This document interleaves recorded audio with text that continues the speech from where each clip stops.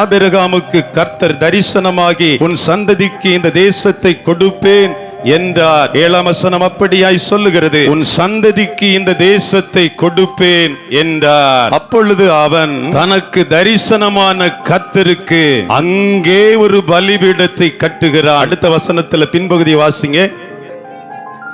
அங்கே கர்த்தருக்கு பலிபீடத்தை கட்டி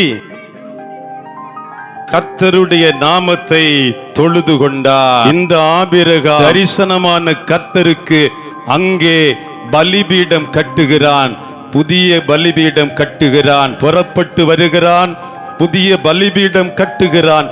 இந்த ஆபிரகாம் பலிபீடம் என்றால் என்ன?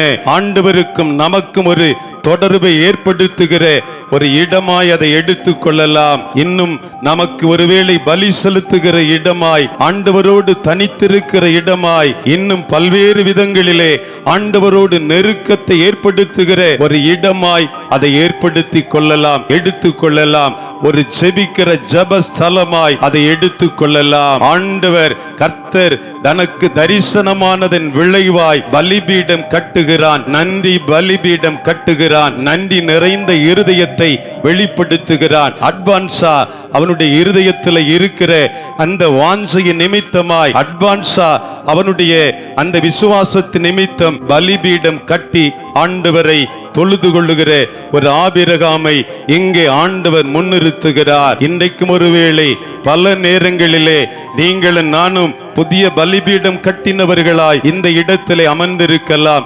ஆண்டவரை தேடுகிறவர்களாய், ஆராதிக்கிறவர்களாய், ஆண்டவருடைய பணியை செய்கிறவர்களாய், உலகத்தை கலக்குகிறவர்களாய், சாதிக்கிறவர்களாய் இந்த இடத்திலே வந்திருக்கலாம். வேதம் நமக்கு என்ன கற்றுக் கொடுக்கிறது? அதன் பின்பு ஆபிரகாம் புறப்பட்டு தெற்கே பிரயாணம் பண்ணி கொண்டு போகிறான். அங்கே என்ன நடைபெறுகிறது என்பதை வாசிக்க கேட்போம். அத்தேசத்திலே பஞ்சம் உண்டாயிற்று. புதிய பலிபீடம் கட்டி புறப்பட்டு செல்லுகிறான். அத்தேசத்திலே பஞ்சம் உண்டாயிற்று.